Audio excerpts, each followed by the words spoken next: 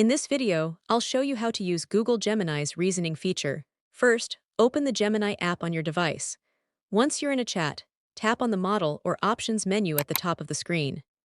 Depending on your version of Gemini, you may see options such as Thinking Mode or a reasoning-focused model.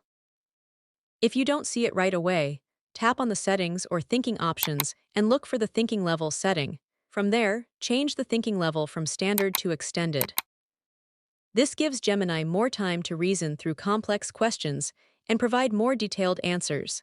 Now enter your prompt or question. The reasoning feature works best for tasks like solving problems, analyzing information, planning projects, or answering complex questions. Gemini will then use its enhanced reasoning capabilities to generate a more thoughtful and detailed response. And that's how you can use Google Gemini's reasoning feature.